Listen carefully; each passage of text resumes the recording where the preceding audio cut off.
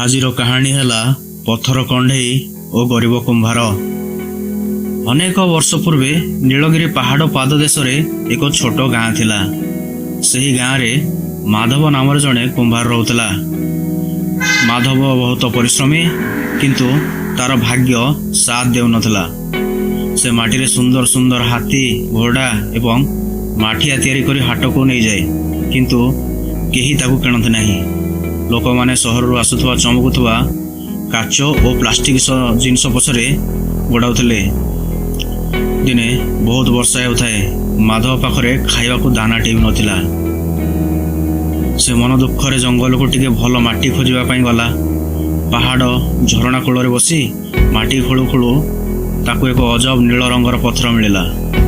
ସେହି ପଥରଟି କୌଣସି ସାଧାରଣ ପଥର ନଥିଲା। ସେଥିରେ ଏକ ମୃଦୁ ଆଲୋକ ବାହାରୁଥିଲା। ମାଧବ ତାକୁ ଘରକୁ ଆଣି ଭାବିଲା, ଏଥିରେ ମୁଁ ଏମିତି ଏକ କଣ୍ଢେଇ ତିଆରି କରିବି ଯାହାକୁ ଦେଖିଲେ ସମସ୍ତେ ଆଶ୍ଚର୍ଯ୍ୟ ହୋଇଯିବେ। ସେ ସାରା ରାତି ଅନିଦ୍ରା ହୋଇ ସେହି ପଥରକୁ ଖୋଳି ଏକ ଛୋଟ ରାଜକୁମାରର କଣ୍ଢେଇ ତିଆରି କଲା।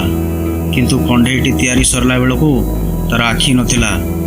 ମାଧବ କ୍ଳାନ୍ତ ହୋଇ ସେଇଠି ଶୋଇପଡ଼ିଲା।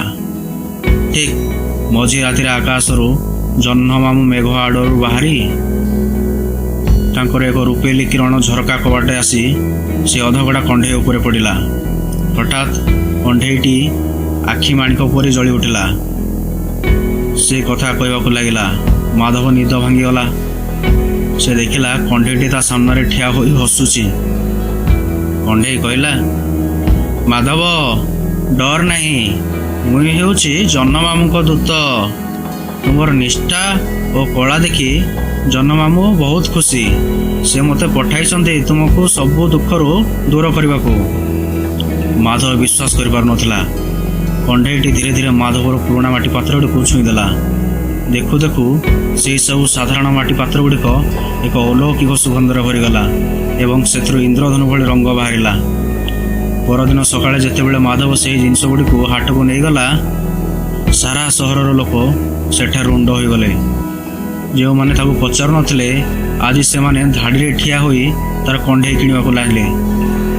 କିଛି ଦିନ ଭିତରେ ମାଧବ ପାଖରେ ବହୁତ ଧନ ଜମା ହୋଇଗଲା। କିନ୍ତୁ ଗାଁର ଜଣେ ଖଳ ବ୍ୟକ୍ତି, ତାର ନାଁ ଥିଲା କରୁଣାକର, ସେହି ରହସ୍ୟ ସେ ଜାଣିବାକୁ ଚାହିଁଲା। ସେଦିନେ ରାତିରେ ମାଧବର ଘରେ ପଶି ସେହି ନୀଳ ପଥରକୁ ଚୋରି କରି ନେଇଗଲା। କରୁଣାକର ଭାବିଲା ସେ ମଧ୍ୟ ଧନୀ ହୋଇଯିବ, କିନ୍ତୁ ସେ ଜାଣିନଥିଲା ଯେ ଜହ୍ନମାମୁଁ ଆଶୀର୍ବାଦ କେବଳ ସଫା ମଣିଷର ମନମାନଙ୍କୁ ହିଁ ଦେଉଥିଲେ। କରୁଣାକର ଯେତେବେଳେ କଣ୍ଢେଇକୁ ନେଇ ନିଜ ଘରେ ରଖିଲା, କଣ୍ଢେଇଟି କଳା ପଡ଼ିଗଲା। ଜହ୍ନ କିରଣ ପଡ଼ିବା ମାତ୍ରେ ସେଥିରୁ ଆଲୋକ ବଦଳରେ ଧୂଆଁ ବାହାରିବାକୁ ଲାଗିଲା। କରୁଣାକର ଡରିଯାଇ କଣ୍ଢେଇକୁ ଜଙ୍ଗଲରେ ଫିଙ୍ଗି ଦେଇ ପଳାଇଲା। ଶେଷରେ ମାଧବ ଜଙ୍ଗଲରୁ ନିଜର କଣ୍ଢେଇକୁ ପାଇ ବହୁତ ଖୁସି ହେଲା। କଣ୍ଢେଇଟି ପୁଣି ଥରେ ତାର ହାତ ସ୍ପର୍ଶରେ ଚମକି ଉଠିଲା। ମାଧବ ସେହି ଧନରେ ଗାଁରେ ଏକ ବଡ଼ କଳା କେନ୍ଦ୍ର ତିଆରି କଲା, ଯେଉଁଠାରେ ସେ ଗରିବ ପିଲାମାନଙ୍କୁ କଣ୍ଢେଇ ତିଆରି ଶିଖାଇଲା। ସେ କେବେ ବି ସେ କଣ୍ଢେଇକୁ ବିକିଲା ନାହିଁ, ବରଂ ତାକୁ ନିଜର ସବୁଠାରୁ ଭଲ ସାଙ୍ଗ କରି ରଖିଲା। ଆଜି ବି କୁହାଯାଏ, ପୂର୍ଣ୍ଣମୀ ରାତିରେ ଯଦି କେହି ସଫା ମନରେ ଜହ୍ନମାମୁଁକୁ ଚାହେଁ, ତେବେ ତାକୁ ମାଧବର ସେହି ରୂପେଲି କଣ୍ଢେଇର ହସ ଶୁଭେ।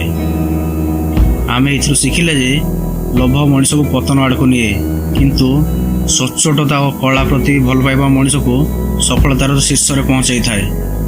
ଧନ୍ୟବାଦ ଦର୍ଶକ ବନ୍ଧୁ।